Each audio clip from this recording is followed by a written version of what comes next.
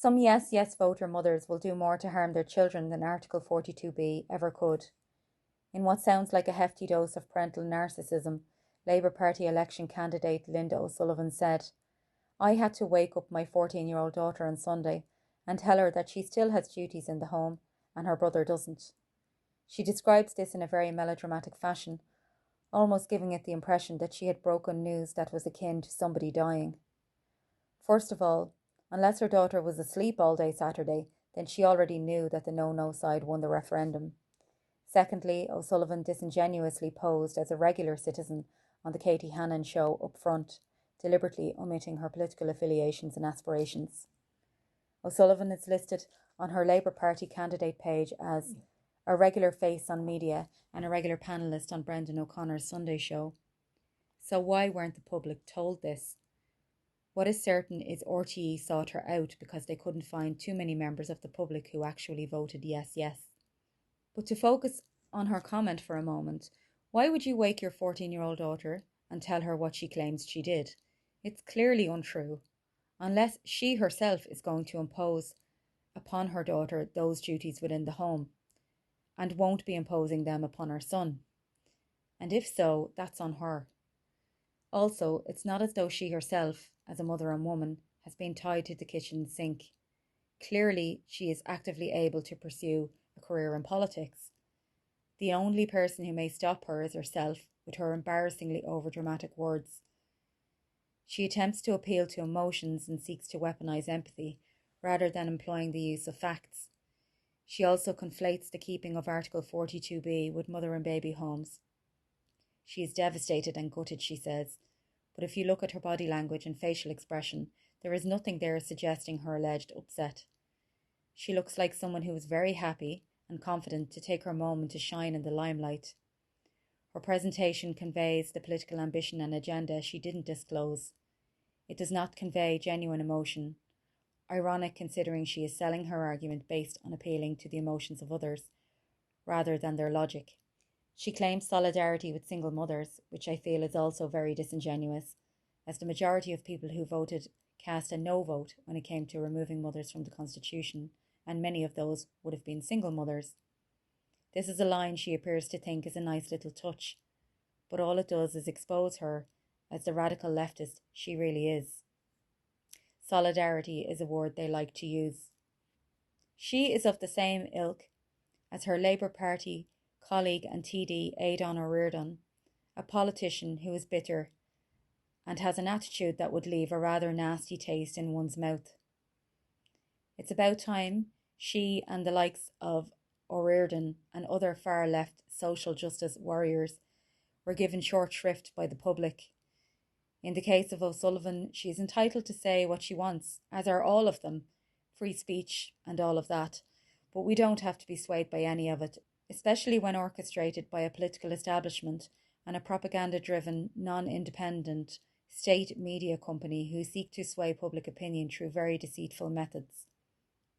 Seeking to force change by using these sound bites is manipulative, especially without full disclosure regarding her political and media connections, and if she's going to use manipulative tactics, then she should at least make it sound somewhat less ridiculous. It is not entirely wrong to make emotional arguments. These arguments too have their place, but only when the argument actually has some serious point. Waking up her daughter and telling her what she did is not one of those serious points. O'Sullivan's performance is underscored by some spectacular hubris and temerity. Did she think people wouldn't find out who she is? Did she think they wouldn't be affronted by her lack of honesty? Or does she not care what people think before she even gets in the door? O'Sullivan claims to advocate for women's rights, so she's either lying about why she voted yes, or she simply hasn't the capacity to understand that keeping mother in the Constitution protects mothers, and therefore their children too. If she can't grasp this, then perhaps she is not intelligent enough to be representing the public. That being said, intelligence and indeed integrity are no longer prerequisites for political candidates, if they ever were. All that is required is a willingness to be a bully or a sellout or tell lies and follow the narrative, etc. We need to stop this and forge the way for change. And so, as reluctant as I am to be in the murky world of politics, I am considering running, and I encourage other good men and women to do the same. I recently spoke completely impromptu and unprepared, and I might add very reluctantly, at a Claire Morris protest. This video went viral, not because I was spectacular or anything like it, but because I spoke truthfully and many related to what I said. I was criticised at the time by radical leftists for not saying who I am and who my partner is. However, I did actually say both at the time, and the longer unedited version of that video is circulating online somewhere, put up by whoever filmed it. As for the content, every bit of it and more is true and is serious. I spoke of my feelings of not being safe when I go out. I've had a number of scary experiences, my daughter being filmed at the playground, to name but one. I'm not the only one either who has experienced crime or intimidation. One friend of mine has been a victim of crime 4 times, and my neighbour has been followed home at 1 o'clock in the afternoon. A man masturbated outside the schoolyard where 5-year-olds played, in the same school that my daughter attends, and the list goes on. The only thing I can say that may have been unwittingly inaccurate is that I said my daughter is the only Irish child in a class of 30. However, I was going off average class size. It could be 26 or 27 children, but the fact remains she is the only Irish child in her class.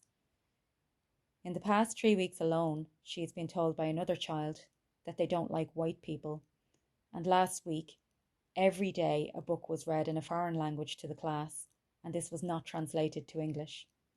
My child felt very isolated by this.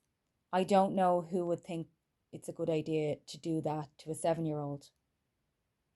Furthermore, this week, they may or may not celebrate Green Day, as they call it, as opposed to the Catholic holiday St. Patrick's Day. The school is still trying to decide if they will allow the children to dress up at all, such is the concern around causing offence. The only thing I did not say is that I was an election candidate, because I was not, and officially still am not.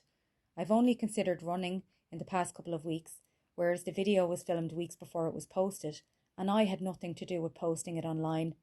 I didn't know it was going to be posted. I'm not unhappy that it was, but I had no idea.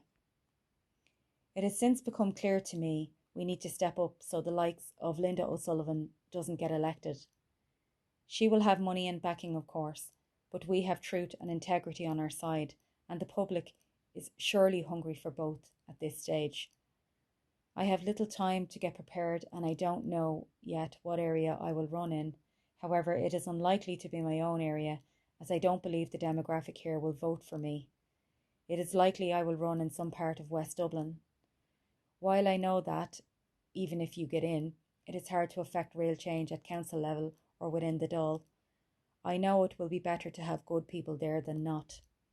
As for my own daughter, when the results of the referendum filtered through, what I didn't tell her is that, despite the victory, the road ahead will be a long one as society wages through this war of attrition they now face, that is, globalists versus the family unit. But I did take great joy in telling her that if she ever becomes a mammy, the Constitution will recognise her vital role, one that is more important than any other when it comes to shaping a healthy society. These words to her were based in fact. Linda O'Sullivan, take note. And as for solidarity, as an unmarried mother myself, I've no issue saying I've no solidarity with you, Linda O'Sullivan, and although I wouldn't be running in your area, I hope the good, strong, independent candidates in Finglas and Ballymun will give you a good run for your money. The time for your kind of politics is well and truly over.